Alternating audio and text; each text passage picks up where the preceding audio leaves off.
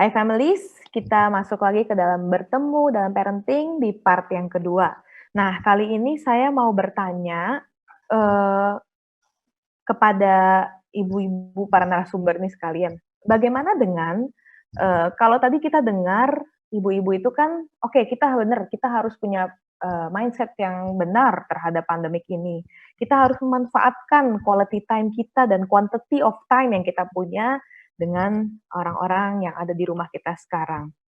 Nah, lalu pada kenyataannya di lapangan kan ada orang-orang tua, baik ayah atau ibu, yang tetap harus bekerja di rumah, sementara anak-anak mereka juga mereka harus temenin, belajar di rumah maupun temenin juga dalam punya quality time tadi. Nah, apakah ada tips bagaimana caranya supaya kita bisa memberikan mereka pengertian atau mereka tidak merasa dinomor duakan dari pekerjaan kita, tapi kita juga harus menyelesaikan tanggung jawab kita. Kalau bicara tentang parenting, kita mungkin bisa bicara tarik lagi.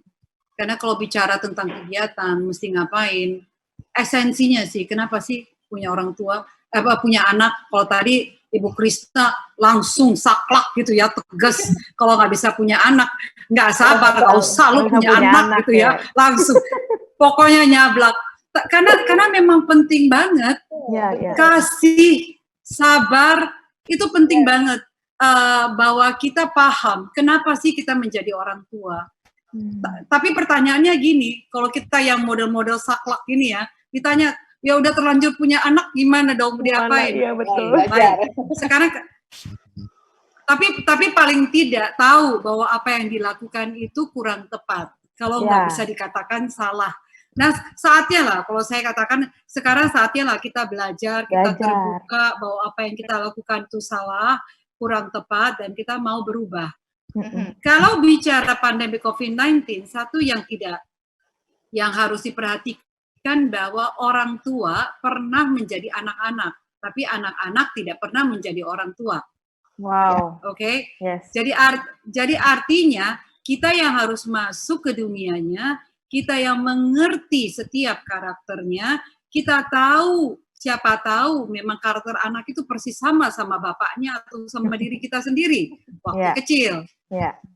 Iya kan? Jadi ngelihat miniatur diri sendiri gitu loh. Tanyakan kepada ibumu, tanyakan kepada mertuamu, ini anak mirip siapa sih waktu kecil? Karena ada saat, exactly. Karena karakter, kalau kita bicara emosi misalnya, emosi yang diturunkan ke dalam seorang manusia itu emosi marah. Jadi kalau anak throwing tantrums, punya temper, punya tantrums yang kita sebut yang terjadi di usia 2-4 tahun, itu diwariskan dari orang tuanya, itu 80%. Jadi emosi marah itu diwariskan. Nah, emosi marah ini kalau diwariskan, kita harus tahu bahwa ini yang harus dikendalikan di usia 2-4 tahun. Bahwa tantrums terjadi di semua manusia di usia 2-4 tahun, tapi yang harus benar-benar diperhatikan bahwa tantrums tidak harus selesai sebelum usia 5 tahun. Karena kalau dia tidak punya pengendalian emosi marah, pengambilan emosi, anak-anak ini akan sulit sekali bisa berinteraksi dan punya kecerdasan komunikasi dan sosial pada saat mereka dewasa. Oke, satu suara sama suami. Nomor 1 Yunike. Jadi Yunike harus satu suara sama suami. Nah sekarang, ini boleh diputar ulang nanti kalau ada di YouTube dan lain sebagainya. Bahwa berdamai dengan si pandemik. Jadi kalau berdamai dengan pandemik, yang tadi pintu masuk, suami juga harus masuk. Siapa namanya sayang? Suami. Samuel. Samuel mesti berdamai juga. Kalau Yunike sudah berdamai dengan COVID-19, Samuel juga. Lalu berdamai dengan diri sendiri. Karena pada saat Anda satu suara, anak-anak akan tahu bahwa kita tidak bisa dimanipulasi. Satu, kalau bicara tantrums.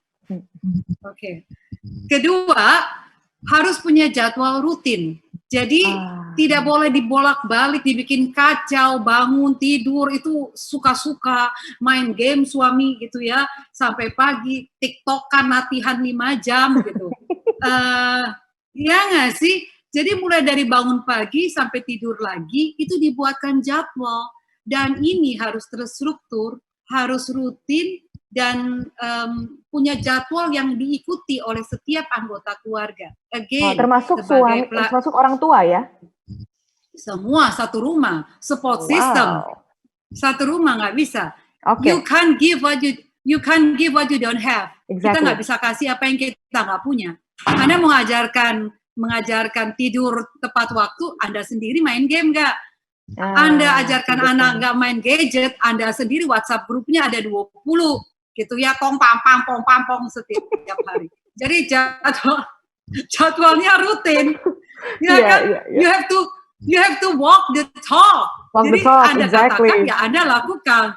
Yes. Ya nggak? Jadi kalau buat saya pada saat itu semuanya sudah ada, dan ingat, belajar, learning from home, bukan harusnya hanya kecerdasan kognitif atau akademis. Artinya, bukan hanya belajar lewat screen yang dikirimkan oleh gurunya. Belajar di dunia anak, bukan hanya sekedar kognitif. Belajar apapun di dalam rumah. Belajar nyuci piring, tadi Ibu Krista sudah belajar bantuin mamanya masak di dapur. Mamanya masaknya atau pakai ini apa namanya, beli online. Masak, ada yang masak, ada yang beli online ya. Iya kan? Iya. Ya nggak apa-apa, berarti cuci piring gitu ya. Lalu bisa ajarkan dia pakai sepatu sendiri, pakai baju sendiri, rapikan lemarinya, yang warna hitam sendiri, yang warna terang sendiri. Bagaimana dia sikat sepatunya, bagaimana dia sikat gigi sekarang yang selama ini salah, mungkin segini-gini, tapi dibuat jadi begini. Lalu bagaimana keramas sendiri, ada anak yang konseling dengan saya 13 tahun masih dimandiin, yang kayak gini kan berubah lah gitu. Serius, berkutu, masih ngompol di kelas 4 SD. Jadi kalau buat saya hal-hal yang kayak ini kelas 4 SD kamu terpesona. Ini umur 13-14 tahun masih mandiin, padahal rambut kemaluannya udah tumbuh semua. Jadi hal-hal as simple as that. Sesuatu yang di rumah, practical life. Jadi lakukan sesuatu yang kegiatan yang akan dilakukan seumur hidup. Belajar bersih, ganti spray, ganti sarung bantal, bagaimana sedot karpetnya, bagaimana sedot tempat tidurnya, itu tuh sarang laba-labe sama-sama, dibuatkan jadwal. Kapan dilakukannya? Mungkin jam 2 sampai jam 3, mungkin jam 4 sampai jam 5. Tergantung jadwal dari setiap keluarga. Jadi kalau buat saya, nggak usah aneh-aneh apps dan lain sebagainya. Di dalam rumah aja, kalau kita lihat seputar kita, terlalu banyak hal yang kita bisa wariskan. Kita wariskan kepada anak. Keterampilan, skills, banyak banget. Wow, so good ya. Betul. Saya tambahin dikit ya. Ya boleh Bu. Silakan. Kalau sebetulnya bagaimana kita bisa mensiasati untuk perhatian ke anak, keluarga, dan juga tuntutan kita sendiri dalam work from home ini. Yang pertama pastikan kalau saya selalu kebutuhan utama mereka terpenuhi, selain tadi Bu sudah katakan cinta gitu ya, kemudian aktualisasi diri untuk berkreasi macam-macam. Kebutuhan makan nih yang gampangnya. Jadi ketika mereka bangun pagi, kemudian tadi sudah dibantu dengan waktu ya, mandi jam sekian, itu masa mandi, kemudian sarapan, itu dipenuhin dulu. Jadi kalau anak perutnya sudah kenyang, suami juga, kalau saya sebagai istri loh ya, suami juga udah kenyang, kan kita sudah punya jadwal nih, saya kerja hari ini, khususnya misalnya seperti meeting Zoom seperti ini, misalnya anak saya masih kecil ya saya akan ngomong, nanti di-handle dulu ya Pak, atau Mbaknya tolong suruh jagain, karena nanti 1 jam ini, Mama ada meeting, saya ada meeting, jadi di jam sekian, itu harus dikomunikasikan. Semuanya sebetulnya kuncinya dikomunikasikan. Anak-anak di bawah 7 tahun kan memang masih kadang-kadang susah diajak kompromi. Bisa, tapi kadang-kadang susah. Kadang-kadang nyelonong gitu ya. Kemudian berbicara lancang, ngabruk ke tempat kita, pangkuan kita, itu kan bisa saja 2 tahun, 3 tahun. Nah ini yang kata kita tugasnya harus dikomunikasikan dengan pasangan kita. Hari ini nanti, ini misalnya jam berapa nih? Ya jam 2 ini ya misalnya. Ada Zoom meeting. Nanti anak-anak yang kecil nih tolong dipegang atau bisa ditidurkan dulu. Jadi yang pasti kebutuhan mereka yang utama dasar, makan, kemudian kita sudah peluk, sudah cium, sudah aktivitas dulu, itu sudah ada, baru diomongin. Nanti Mama ada tamu dalam video call, nanti Mama akan ngerjain ini, yuk yang Mama bantu saat ini apa dulu? Kamu pengennya kita bantu apa nih? Ya itu namanya kita mengutamakan mereka. di jam-jam 7 mungkin, jam 8 sebelum kita kerja jam 9 pagi, atau nanti ketika menjelang sore kita ngomong, ada yang mau dibantu enggak? Ini mama sudah mau selesai bekerja. Itu namanya dikomunikasikan. Kalau terbiasa komunikasi, anak-anak juga ngerti kok. Tapi poinnya, bikin mereka kenyang dulu perutnya. Ya, supaya mereka juga, kita sudah siapin ya, masa misalnya usianya kelas 2, usia di 2 tahun, 3 tahun, nanti kamu warnai ini ya, kamu menggambar ini ya. Iya. Kemudian sama mbaknya atau sama papa, kamu bisa main entah bulu tangkis atau apa, yang di ruangan sana ya, jangan di dekat mama dulu. Ini sekali lagi kuncinya komunikasi, tetapi kebutuhan utama mereka untuk dipeluk, dicium, kita ajak ngobrol, kita makanin mereka dengan nutrisi yang baik, itu sudah terpenuhi. Jadi tips-tips praktis ini bisa dilakukan untuk kita tetap bisa bekerja di rumah, tetapi tanpa membengkalekan keluarga atau orang-orang yang kita kasihi. Yes. Wah, bagus sekali ya. Berarti dari yang tadi saya tangkap dari Ibu Novita dan Bu Krisna adalah sebenarnya kita bisa kok memanage meskipun kita harus bekerja juga, tapi kalau kita punya jadwal yang rutin, yang kita sepakati, satu keluarga juga harus lakukan gitu ya. Dan kita bisa komunikasikan, misalnya memang kita ada meeting gitu, berarti kita komunikasikan, kita siapkan dulu kebutuhan mereka, entah mereka mau melakukan craft, mereka mau coba main apapun, main sensori mungkin, kita pastikan itu ada dulu, lalu kita minta tolong sama support system tadi ya Bu Novita ya. Support system, dan dikasih tahu caranya menggunakan seperti apa.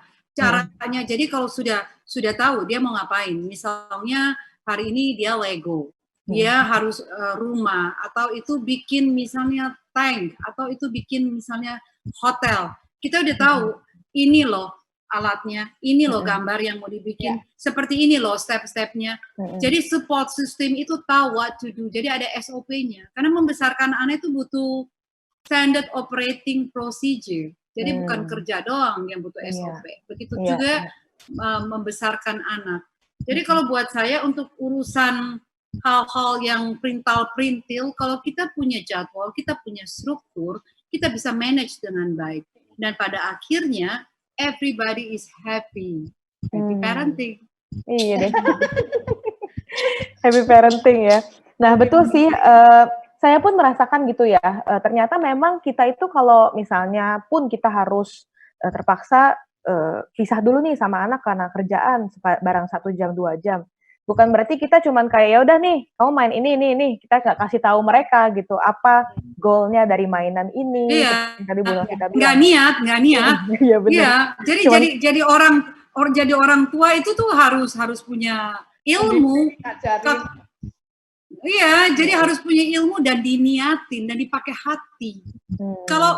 Karena kalau kita menyentuh begini loh, kalau anak itu kan manusia yang punya akal budi, yang diciptakan Tuhan sesuai dengan peta dan teladan Allah, ya nggak sih? Jadi artinya bayangkan, kalau dia punya akal budi dari semua ciptaan Tuhan, manusia itu satu-satunya makhluk kan, jadi dia bisa pakai si akal budi itu. Dan kalau kita anggap anak-anak seperti benda, bukan tidak punya akal budi, kita meremehkan ciptaan Tuhan sebenarnya. Jadi kalau buat saya, dari kecil diajak komunikasi, dihargai dia, bahwa dia eksis. Kalau anak-anak bisa merasakan bahwa kita hadir, betul-betul sampai masuk ke relung hatinya yang paling dalam, and they are touched by your action, bahwa hatimu betul-betul buat dia, mereka bisa rasakan kok. They know. Tapi kalau Anda juga cuman kayak, aduh pegang HP ya, deng. Ma, ini ma, aku dapat ini di gambarku. Oh iya, bagus ya. Oh iya, bagus. Tapi matanya di HP. Paham kan maksud saya? Iya. You are not there. It's so different when you put everything aside pada saat dia datang. Itu momen loh, itu kairos, itu bukan kronos kalau kita bicara tentang waktu. Ya kalau kita datang kairosnya, dia datang momen, nggak akan kembali lagi, ini waktu Tuhan. Datang, oh oke, wow Joshua, bagus banget lagi bikin apa nak? Wih, jadi bukan hanya sekedar bagus ya, coba kasih komentar. Ini maksudnya apa? Ini pohonnya di sini. Ini kamu bikin anjing, ini anjingnya siapa namanya? Wih, rumahnya ini rumah siapa ini? Kok nggak sama rumah kita? Kepengennya kamu punya rumah. Iya, Mami. Ini begini-begini. Oh, gitu. Kenapa kamu bikin gambar begini? Muncul deh yang kenapa, mengapa, di mana, bagaimana, and bagaimana kamu akan masuk untuk di dalam hanya sekedar satu gambar. Ajak dia interaksi, ajak dia komunikasi hanya dari satu biji ini, satu lembar, a piece of drawing, gitu. Dan dia akan merasa, wait, my mom asking me so many questions. Itu akan membuat imajinasi dia itu kemana-mana. Dia langsung saat itu mungkin tidak memikirkan apa yang dia gambar, tapi langsung karena kita bertanya, dia keluar, oh iya ya, oh kalau menurut Joshua ini ada di sini, kenapa? Ini siapa nih? Om supir ya? Oh ini Engkong misalnya nama supirnya disebutnya Engkong Sam. Oh, ini Engkong. Oh oke, bagus. Kamu kepengen kenapa dia ada di situ nungguin kamu ya? Iya. Jadi ajak dia bicara, kasih waktu, tau nggak? 10 menit aja. It will be the most crucial kairos in his moment, dan dia nggak akan lupa seumur hidup. Wow. Jadi kalau buat saya pentingnya jadwal, pentingnya hatimu untuk hadir pada saat anak-anak. Dan again, tadi Bu Krista sudah bilang, usia 2-3 tahun nggak kembali lagi loh. Betul. Semua punya seasonnya sendiri-sendiri ya. Nggak akan balik. Kayak sekarang ibu anaknya udah besar ya, sama dengan anak saya. Ini kita di sarangnya empty nest, jadi udah kayak burung nih, sangkar sarangnya udah kosong gitu ya. Jadi kalau buat kita yang sekarang ini kayak flashback semua. Aduh, if I can turn back the time, andaikan ya, aduh enaknya sekarang. Saya sekarang ekspektasinya tunggu cucu yang hadir biar kita bisa banyak dan akan menjadi daycare kayaknya. Iya, itu sih dari saya. Iya. Berarti memang ternyata apa yang mungkin kita parents suka kecilin gitu ya. Kita nggak menganggap bahwa ini adalah satu momen penting. Ternyata itu bisa jadi kairos buat dia yang dia bisa nggak lupakan seumur hidupnya gitu ya. Berarti mulai hari ini sangat penting diresponi. Anak itu sangat penting diresponi. Makanya kalau kita hadir itu nggak cuma ada, tapi juga nanti saya bilang interaktif itu dua arah itu yang menunjukkan berkualitas atau tidak. Komunikasi kita ya. Anak kita. Kita tanggepin, kita diskusi, kita cerita bersama, dia mengungkapkan perasaannya. Makanya kalau mau main pun kita harus yang menawari mainnya apa, bukan maunya kita, tapi maunya anak pinginnya apa. Iya pentingnya. Kita kemudian hadir dan ikut terlibat main di dalamnya. Nah ini yang kemudian anak tuh merasa senang karena kita bisa kembali kayak anak kecil, bisa cerita, bisa macam-macam yang memang itu dunia mereka. Dunia anak 7 sampai ke bawah ya, 0 sampai 7 tahun itu kan memang dunia bermain. Nah kalau kita tidak mengutamakan hal itu, ya sudah kita akan kehilangan masa-masa anak-anak itu nanti kemudian akan terganggu yang tadi Bu Novita katakan tadi. Kalau kita dari kecil nggak deket, kemudian nanti ke depannya akan mengganggu perkembangan jiwa anak-anak kita, tidak bisa bersosialisasi, tidak bisa membangun hubungan yang baik dengan teman-teman yang lain. Makanya kalau ada anak-anak yang suka melawan, mungkin masa kecilnya tertolak, diremehkan, orang tuanya tidak meresponi tadi. Tanya apa? Oh, mama dulu juga pialanya lebih banyak dari kamu. Misalnya dia dapat piala. Waduh, terima kasih tadi perasaannya gimana kamu dapat piala? Teman-temanmu pada seneng. Oh, ada yang nangis tahu, mah tadi temanku nangis karena nggak dapat apa-apa. Aduh, kasihan ya. Tapi kamu juga bisa untuk memberikan dia supaya tenang, jangan sombong. Nah, di situ nilai bisa masuk juga. Yang penting diresponi, hubungan interaktif itu ada. Itu membentuk sebuah kualitas dan membangun bonding, ikatan orang tua dan anak. Jadi kalau buat saya, ya entah itu satu karena malas, entah dua karena memang tidak punya ilmu, ini lebih keren ya. Lebih keren tapi nggak berarti dirimu benar gitu ya. Atau yang ketiga, memang pola asuh itu diwariskan dari orang tuanya. Jadi kalau buat aku, apapun alasan Anda saat ini, Anda sendiri yang tahu parents, saatnya berubahlah, koreksi diri lah dengan pandemi COVID-19 ini. Dulu bilang nggak ada waktu, benar nggak sih? Sekarang you have plenty of time. You have Kairos, you have Kronos, you choose gitu. Yang mana mau dimau? You have 24/7. So, ayo wake up call, bangunlah. Ini kita sudah bukan lagi dicubit sama Tuhan, udah digampar kiri kanan, udah dicambuk gitu. Masih nggak sadar juga, aku nggak ngerti lagi deh. Iya, betul. Ini sebenarnya kalau secara analogi, pipi kita ini udah biru semua nih, sudah biru semua. Oh, yes, betul. Saya pun merasa sih, maksudnya dengan adanya pandemi ini, ya mungkin kita dipaksa juga untuk lebih melihat what really matters gitu di dalam hidup ini sih. Termasuk ini salah kita satunya. Kita masih punya waktu berapa lama nih, Yunike? Kita tinggal satu pertanyaan lagi, and then kita closing. Closing ya, siap. Yes. Nah, pertanyaan terakhir saya mungkin ini sebagai penutup juga. Nah, kita kan sebagai orang Kristen, kita tahu bahwa dalam setiap musim, dalam setiap keadaan, seperti yang tadi Bu Noh kita juga sempat ngomong bahwa ini semua pasti atas seizin Tuhan, dan Tuhan pasti punya rencana yang indah dalam setiap musimnya, betul ya? Nah, sebagai orang Kristen juga, bagaimana seberpengaruh apa kehidupan spiritual kita sebagai orang tua kepada anak-anak, especially ketika mereka bisa berinteraksi sama kita 24/7 seperti sekarang. Ya, sangat besar ya sebetulnya pengaruhnya ya, ketika kita melibatkan Tuhan dalam kehidupan kita, khususnya di masa-masa pandemik ini. Ya, kadangkala kita sendiri orang tua yang ketakutan, kemudian lebih banyak menyuruh anak cuci tangan, kemudian menyuruh makan banyak-banyak gitu ya, itu juga anak-anak jadi apa sih ini gitu ya. Ya, bingung kali ya mereka ya dengan situasi. Makanya kan sebetulnya dengan kita menghadirkan Tuhan itu membuat kita lebih tenang. Itu yang pasti. Kalau kita sudah melibatkan anak-anak, pasangan kita untuk berdoa, ya belajar tenang, menyerahkan semua kekhawatiran kita, ketidaknyamanan ini dengan supaya kita merasakan pertolongan Tuhan. Pertolongan supranatural yang di luar diri kita, tapi itu mampu untuk menenangkan hati kita, menenangkan anak-anak kita, dan kita yakin bahwa kita bisa melalui dengan baik masa ini, gitu ya. Makanya kan didiklah anakmu, gitu ya, di masa kecil ini supaya nanti tidak menyimpang.